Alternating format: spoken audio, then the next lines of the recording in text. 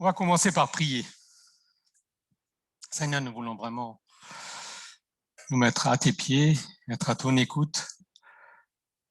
Nous avons tant besoin de mieux te connaître, de savoir qui tu es, de puiser auprès de toi, ta parole, ce qu'il nous faut pour vivre jour après jour. Alors parle à nous, Seigneur, inspire-nous, conduis-nous, ouvre notre cœur pour que cette parole qui sera semée porte du fruit pour chacune de nos vies, jusque dans l'éternité. Amen.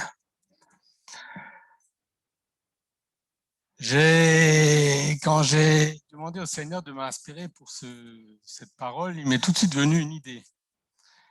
Et bon, j'ai commencé à travailler sur cette idée. J'ai demandé au Seigneur, mais il faut que je sois convaincu. Vous savez, un peu comme Josué, quand il devait aller au combat, il a mis une toison. Et puis, une fois c'était bien, mais ça ne suffisait pas. Il a demandé une deuxième fois. Hein, donc, ah non, Gédéon, oui, Gédéon. Excusez-moi, Gédéon. Il a demandé une toison. Et en fait, Dieu m'en donné pas seulement une, mais plusieurs, même encore ce matin, même hier soir encore. Alors je me suis dit, punaise, si le Seigneur me donne tellement de confirmation, c'est que ça doit être important. Alors au travers un frère, au travers une prière, au travers une lecture. Et j'ai intitulé ce message « L'importance de la parole de Dieu ». Alors vous savez, le pasteur, les prédicateurs parlent souvent de l'importance de la parole de Dieu. Combien c'est important pour nous, d'accord? Pour qu'on puisse, je veux dire, grandir, la méditer, pourquoi il faut la méditer, ainsi de suite. Alors, on va voir ce matin, alors vous allez dire, oh, mais ça nous rabâche tout le temps. Hein? Et moi aussi, c'est un de mes sujets préférés. Hein? La parole de Dieu. Alors, je n'ai pas intitulé ce message « L'importance de la Bible ». Parce que la Bible, elle existe, c'est vrai, c'est un livre, mais pour certains, ça reste lettre morte, ça reste un livre d'histoire. Alors que la parole de Dieu, c'est autre chose. On verra pourquoi. On va approfondir ça ce matin et peut voir pour quelles raisons Dieu nous pousse, en fait, pourquoi Dieu nous pousse à la méditation de la parole de Dieu. Benoît XVI disait, alors c'est un pape, hein, mais bon, même des papes disent des choses intéressantes. La foi ne se réfère pas simplement à un livre qui serait en tant que tel l'unique et dernier appel pour le croyant. Au centre de la foi chrétienne, il n'y a pas un livre, mais une personne, Jésus-Christ, qui est lui-même la vivante parole de Dieu. Et Martin Luther disait, l'âme peut se passer de toutes choses, excepté de la parole de Dieu, sans laquelle tout est inutile. Tout est inutile sans la parole de Dieu. Pour comprendre alors l'importance de ce sujet, il faut d'abord comprendre le sens du mot « parole », tel que d'ailleurs l'a écrit Jean au chapitre 1. Et on va commencer par lire en fait Jean 1, à partir du verset 1. Au commencement était la parole, et la parole était avec Dieu, et la parole était Dieu. Alors Martin avait commencé dimanche dernier aussi par ce verset, et c'était une des confirmations, parce que je l'avais déjà dans mon écrit. Elle était au commencement avec Dieu, la parole. Toutes choses ont été faites par elle, par la parole, et rien de ce qui a été fait n'a été fait sans elle, c'est-à-dire sans la parole de Dieu. En elle était la vie, et la vie était la lumière des hommes. Alors juste pour le verset 1, j'aimerais prendre une autre traduction encore qui dit « Aux origines, avant que rien n'existe, le Fils, expression de Dieu, était là. Il était face à face avec Dieu, étant lui-même Dieu. » Pas mal, hein, comme comme interprétation. Hein. Moi, je trouve ça fantastique. Alors, un petit quiz qui devrait être simple. En fonction des 4 premiers versets qu'on a lus tout à l'heure, à partir de quand Jésus apparaît dans l'Ancien Testament?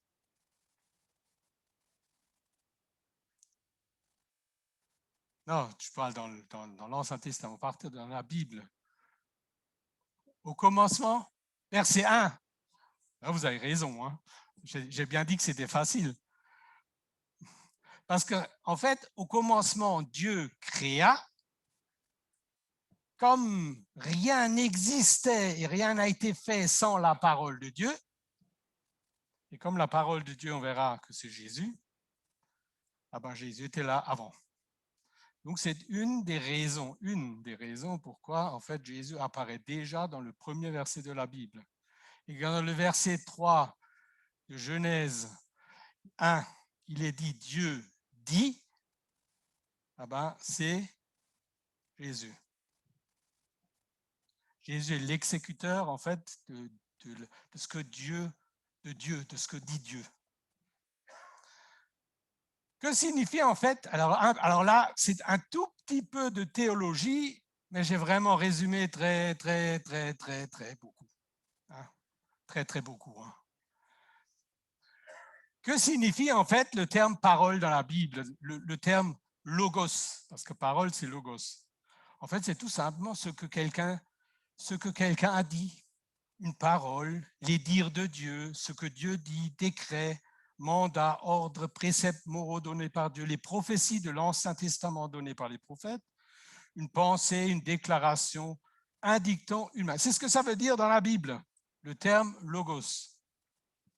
Et bien plus encore, parce que là, j'ai pris une partie. Pour vous dire l'étendue, quand on parle de logos, on ne peut pas le traduire dans un mot en français, hein, ni d'ailleurs dans les autres langues. En fait, le terme logos exprime tout simplement ce que quelqu'un a dit, d'accord, un récit, mais aussi la faculté de penser, de méditer, de raisonner. Dans Jean 1, le terme parole ou logos a quelque chose de spécial. Ce n'est pas une idée, ce n'est pas un principe, ce n'est pas une philosophie ou une théologie, mais une personne. Mais plus qu'une personne vivante, sans commencement, sans fin, une personne divine, source de vie, Dieu lui-même. C'est Jésus incarné, incarne Dieu sur la terre. Et donc le terme logos exprimé par Jean nous parle de la parole essentielle, de la parole unique de Dieu qui est Jésus-Christ. Il est la cause de toute vie sur terre. Donc si Jésus n'était pas, nous ne serions pas là. Nous ne serions pas là. Il est la vie. Ça m'a fait souvent méditer quand il est dit « Je suis la résurrection et la vie ». Je suis, on verra encore d'autres termes, la vie. Et donc, il désigne aussi le Messie, la seconde personne de la divinité qui brille par ses paroles et ses actions. Alors, quand on lit, alors on n'a pas tout lu le chapitre 1 de Jean, mais quand on le lit, en particulier les 14 premiers versets, vous verrez qu'on nous parle de la préexistence de Dieu, donc Dieu existait avant toute chose. On parlait de la divinité de Jésus, donc la parole était Dieu.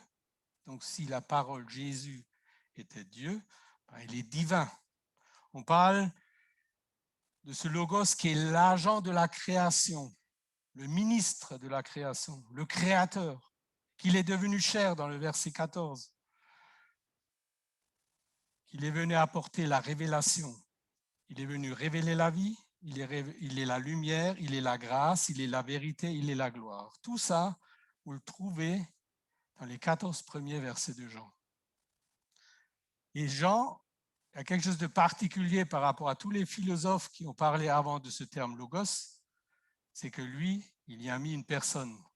Alors que pour les autres, c'était des concepts, parfois religieux, parfois divins, mais qui ne concernaient pas Jésus. Lui, l'apôtre Jean, révélé par Dieu, parce que c'est une révélation qu'il a eue. Il a parlé d'une personne vivante. Et alors vous me direz, ça c'est le Nouveau Testament, mais dans l'Ancien Testament, c'est pareil, c'est juste un autre mot qui s'appelle Taobao. Alors je ne sais pas si je le prononce correct, hein. Désolé, l'hébreu, je n'en ai pas fait. Hein.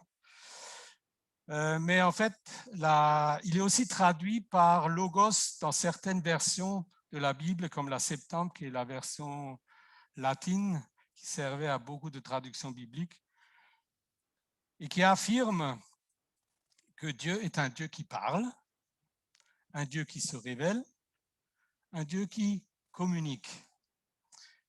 Et on va, à partir de ces trois paroles, enfin de ces trois expressions, Dieu est un Dieu qui parle, se révèle, communique, on va maintenant développer chacun de ces trois termes en fait. Et vous verrez, c'est quand nous vous exhortons, quand nous, les prédicateurs, nous vous exhortons à méditer, à rechercher la parole, c'est parce que c'est Dieu qui nous pousse. Ce n'est pas parce qu'on a envie de vous le dire, c'est parce que la parole de Dieu nous le dit. Alors le premier point, Dieu au travers de Jésus nous parle. Alors, Louis Evely, je ne sais pas si vous le connaissez, je ne le connaissais pas non plus, hein, je l'ai trouvé. Hein. Un écrivain, c'était un prêtre, puis un écrivain, puis après il a arrêté la prêtrise, il s'est marié, il est devenu écrivain. Il dit, et j'ai bien aimé ce qu'il dit, il ne faut pas lire la parole de Dieu. Qui connaît la suite? Il faut? Non, c'est pas ce qu'il a dit. Il faut? Qu'est-ce que j'ai entendu? Non. Ouais, ça, tout ça est vrai. Mais lui, il a dit, il faut l'écouter. Alors, quelqu'un l'a dit, il faut l'écouter. Pourquoi il faut écouter? Parce que la parole de Dieu, c'est Jésus qui parle. Donc, il faut commencer par écouter. C'est pour ça que quand on médite la parole de Dieu, la première chose qu'il faut faire, c'est prier Dieu pour qu'on ait des oreilles attentives, pour écouter ce que Jésus a à nous dire au travers de sa parole. Et c'est pour cette raison qu'il nous faut plonger les regards dans la parole de Dieu. 1 Pierre 1,12 disait, alors Pierre disait, il leur fut révélé aux prophètes que le message dont ils étaient chargés n'était pas pour eux, mais pour vous, c'est-à-dire pour nous aujourd'hui. Et ce message vous a été communiqué maintenant par ceux qui vous ont annoncé la bonne nouvelle sous l'action de l'Esprit Saint envoyé du ciel. Les anges eux-mêmes ne se lassent pas de le découvrir. Dans une autre version, les anges désirent plonger leur regard dans les choses de Dieu. Alors si les anges désirent plonger les regards dans les choses de Dieu, à plus forte raison, nous, en tant qu'enfants de Dieu, nous devrions plonger nos regards. Pas juste lire superficiellement, hein, plonger les regards. C'est-à-dire se laisser inspirer par le Seigneur, se laisser par l'Esprit, parce que Dieu communique à notre esprit par son Esprit Saint et nous révèle en fait des choses. Quand les apôtres ont demandé à Jésus, alors ça m'a étonné, quand les apôtres ont demandé à Jésus d'augmenter leur foi, comment Jésus leur a-t-il répondu? Moi, j'ai relu 2 ou 3 fois la réponse de Jésus, il n'y a pas de réponse. Jésus n'a pas répondu à leurs questions. En fait, il a répondu indirectement, parce qu'en fait, il leur a parlé. En fait, augmenter sa foi, c'est quand on écoute Jésus nous parler, au travers de la parole. En fait, il leur parle quand Jésus parle et qu'on écoute, ben notre foi va grandir naturellement. Alors évidemment, il faut l'approprier. Hein. Si vous faites que lire, sans approprier la parole de Dieu, sans qu'elle devienne réalité pour nos vies, ça ne porte pas de fruits. La foi n'augmente pas. Mais quand on se plonge et quand on se laisse imprégner de la parole de Dieu, notre foi augmente naturellement. C'est pour ça, il n'y a pas besoin de prier Seigneur, augmente la foi. Il ne va pas vous répondre le Seigneur. La seule chose qu'il va vous dire, c'est plongez vos regards dans la parole de Dieu. Il est donc important de se lier, de s'attacher. D'ailleurs, ça c'est la prière de Richard de ce matin, ça m'a encore conforté dans le message. Il est important de se lier, de s'attacher à la parole de Dieu pour affermir ma foi, pour affermir ta foi, pour tenir ferme dans le combat de la foi tous les jours et pour ne pas pécher contre Dieu. Exemple, Éphésiens 6, verset 13, c'est pourquoi prenez toutes les armes de Dieu afin de pouvoir résister dans le mauvais jour et tenir ferme après avoir tout surmonté. Et la seule arme offensive d'ailleurs qui fait partie de la panoplie, c'est quoi? C'est l'épée de l'esprit qui est la parole de Dieu. Donc, alors je ne dis pas qu'il faut que l'épée, hein, il faut la panoplie complète, mais il faut l'épée. Parce que si vous n'avez pas l'épée, c'est-à-dire la parole de Dieu, Dieu qui vous parle, résister à l'ennemi, c'est difficile quand il va venir vous attaquer. Et psaume 119, verset 11, « Je serre ta parole dans mon cœur afin de ne pas pécher contre toi. » Ce n'est pas sur mon cœur, hein? C'est dans mon cœur. Il faut que ça pénètre à l'intérieur de nos vies, cette parole de Dieu. Il faut que les paroles de Jésus rentrent en nous pour produire leurs effets. Donc, en tant que prédicateur, je vous exhorte de nouveau à vous attacher au travers de Dieu, au travers de la lecture et de la parole de Dieu, parce que c'est important pour nous. Vous savez, les temps difficiles, ce n'est pas aujourd'hui, hein. C'est devant nous. Ce qu'on vit aujourd'hui, hein, le terrorisme, la pandémie et d'autres choses, ça c'est que les prémices de ce que Jésus a dit dans la parole de Dieu et de ce que Jean a dit dans l'Apocalypse. Si vous lisez un peu ce qui va arriver, et en fait, quand on écoute les infos, on voit de plus en plus de choses qui nous font approcher de ce que Jésus va dire, ce que Jésus a dit, ou de ce qu'il dit dans Matthieu et dans l'Apocalypse, Jean. Donc, il est important pour que nous soyons affermis dans notre foi. Dieu s'engage à travers de Jésus à nous parler. Est-ce que nous voulons l'écouter et en retour lui obéir? Qui peut dire aujourd'hui qu'il tiendra ferme pendant la persécution? C'est une question que je pose. Hein? Qui peut dire? Alors on a beaucoup de récits de la Corée du Nord, de l'Inde, de l'Éthiopie, du Nigeria, où les chrétiens subissent vraiment des persécutions terribles quand on voit parfois ce qu'ils subissent. Alors si nous voulons, comme eux, résister, à nous de nous préparer. Deuxième point, Dieu, au travers de Jésus, se révèle à nous. Alors comment il va faire? Alors je vous dis, je vais prendre des passages où Dieu parle de révélation. Et dans 1 Samuel 3, verset 7, il est dit, Samuel ne connaissait pas encore l'Éternel et la parole de l'Éternel ne lui avait pas encore été révélée. Mais quand on lit la suite, il va grandir Samuel, d'accord, auprès de Élie. Il va grandir. Et dans le livre de Samuel, hein, dans les deux livres de Samuel, on voit combien, en fait, Dieu va se révéler à lui. Combien Dieu va lui parler. Alors, je n'ai pas mis d'exemple, hein, parce qu'il y en a tellement, mais vous pouvez lire combien de fois Dieu s'est révélé à Samuel. Donc, à une personne. Hein. Psaume 119, au verset 130. La révélation de tes paroles éclaire. Elle éclaire nos vies, hein. Elle éclaire nos besoins, elle va nous parler, elle va nous aider. Elle donne de l'intelligence aux simples. Alors moi, je ne suis pas un intello ni un philosophe, alors loin de là. Hein. Mais elle va nous rendre intelligents. Rendez-vous compte? La révélation va nous donner de l'intelligence. C'est pour ça qu'il est important que Dieu se révèle à chacun de nous.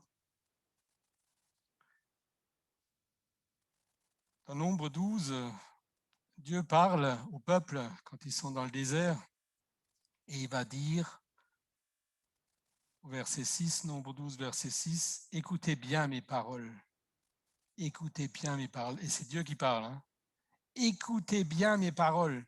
Lorsqu'il y aura parmi vous un prophète, c'est dans une vision que moi, l'Éternel, je me révélerai à lui. C'est dans un songe que je lui parlerai. » Donc Dieu parle aux hommes aussi, à travers des prophéties, des songes. Et au verset 29 de Deutéronome, du chapitre 29, il est dit « Les choses cachées sont à l'Éternel, notre Dieu. Les choses révélées sont à nous et à nos enfants, à perpétuité, afin que nous mettions en pratique toutes les paroles de cette loi. » Alors, moi, je ne peux pas affirmer que je mets en pratique toutes les paroles de la loi, mais en tout cas, je me laisse diriger par le Seigneur. Et c'est important de lire et de méditer la parole pour qu'on puisse obéir à cette parole. Alors certains disent « Oh, c'est dur, c'est dur, c'est dur. » Vous savez, quand on marche avec le Seigneur, c'est vrai qu'on a des moments difficiles dans la vie. Et les épreuves ne nous sont pas épargnées. Ça, c'est vrai. Autant moral, spirituel, physique. Mais Dieu est là. Et quand on sait qu'il est là et qu'il nous aide, alors là, c'est beaucoup plus simple de marcher dans la vie, même au travers des difficultés. Alors vous me direz, oui, mais ça c'est dans l'Ancien Testament. Est-ce que dans le Nouveau Testament, Dieu se révèle aussi? Eh bien, oui. Jésus lui-même le dit dans Matthieu 11, et à partir du verset 25, il dit, en ces temps-là, Jésus prit la parole et dit, « Je te loue, Père, Seigneur du ciel et de la terre, de ce que tu as caché ces choses aux sages et aux intelligents, et de ce que tu les as révélées à qui? Aux enfants. » Sébastien a dit, on est des grands enfants. Hein. Ah oui. Père, et il dit même, Père, je te loue de ce que tu l'as voulu ainsi. Et après, dans le verset 27, il va dire, toutes choses m'ont été données par mon Père, et personne ne connaît le Fils si ce n'est le Père. Et personne non plus ne connaît le Père si ce n'est le Fils et celui à qui le Fils veut le révéler.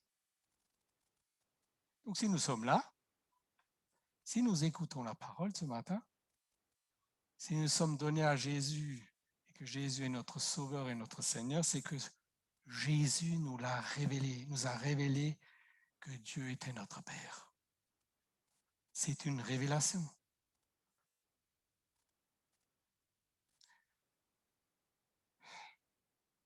Dieu se révèle au travers de Jésus à nous les humains, à nous les enfants de Dieu, mais en plus, il veut nous donner un esprit de sagesse et de révélation. Il veut même nous donner à nous un esprit de révélation.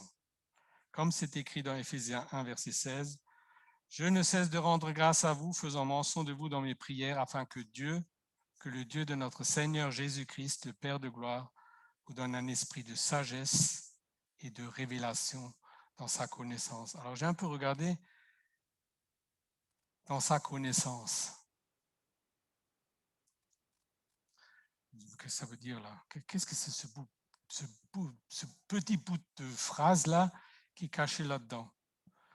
En fait, Dieu veut se révéler à nous les hommes, qui il est, à chacun d'entre nous. Il veut établir une relation de père à fils, comme Jésus.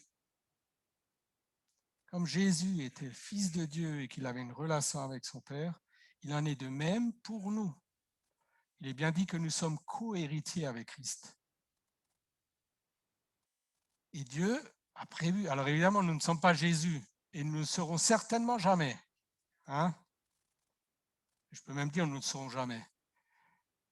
Mais ce n'est pas pour autant que Dieu ne veut pas établir une relation identique telle qu'il avait avec son Fils Jésus. Quand il dit dans sa connaissance, c'est-à-dire que Dieu veut se révéler à l'homme, à chaque homme, à toi, à moi, et qui veut lui parler. Chacun de nous est un être à part. Chacun de nous a une sensibilité à part. Chacun de nous a des aspirations à part. Et Dieu se révèle à chacun personnellement. Il ne va pas se révéler à Georges ou à d'autres de la même manière qu'à Daniel, ou à Régine ou à quelqu'un d'autre. Dieu veut se révéler à sa manière à chacun personnellement. C'est une relation de vis-à-vis. Révélation veut dire découvrir, dévoiler, éclairer, paraître. Et c'est ce que Dieu veut faire avec nous. Il veut nous éclairer de sa personne. Alors, il ne veut pas nous éclairer sur des théories ou sur des doctrines. Ça, c'est écrit déjà.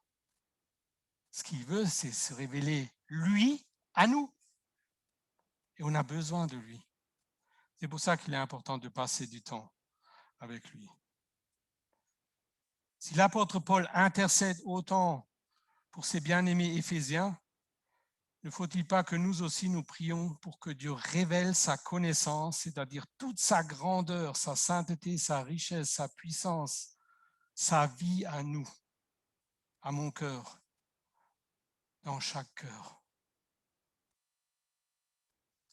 Et le dernier point, Dieu, au travers de Jésus, communique avec nous. Alors, qu'est-ce que ça veut dire de plus communiquer que parler? Parce que c'est un peu pareil, Non, mais il y a un aspect supplémentaire. Jésus nous parle, par exemple, comme dans Jean 14, verset 6, où Jésus dit à Thomas, et quand il dit à Thomas, il va le dire à tout le monde, à nous aujourd'hui. Quelqu'un sait? Jean 14, verset 6. Ça, c'est un verset qu'il faut connaître par cœur. Exact. Exact. Je suis le chemin, la vérité et la vie. Nul ne vient au Père que par moi. Je suis le chemin. Et ce n'est pas un chemin, et ce n'est pas une vérité, et ce n'est pas une vie quelconque. C'est le chemin, le seul chemin. Vous voyez, quand Dieu communique par les, c'est la vérité. Jésus incarne la vérité. Vous enlevez Jésus d'une nation, il n'y a plus une vérité. Il n'y a plus la vérité. Il y a une vérité qui peut changer tous les ans. Quand on fait des lois, on change la vérité. Alors Jésus dira dans la parole, un jour, ce qui est bien sera mal, ce qui sera mal sera bien. Enfin, quand on n'a plus de repères, il y a une vérité, qui est la vérité du moment. Mais quand on a Jésus, il n'y a qu'une vérité, c'est lui. Il est la vérité, il incarne la vérité. Et donc ce qu'il dit, c'est la vérité. Il faut croire ça. Si vous ne croyez pas ça, il y a déjà quelque chose dans la base de notre foi qui cloche. Il faut qu'on sache et que ça soit révélé à nous que Jésus est le chemin, la vérité et la vie.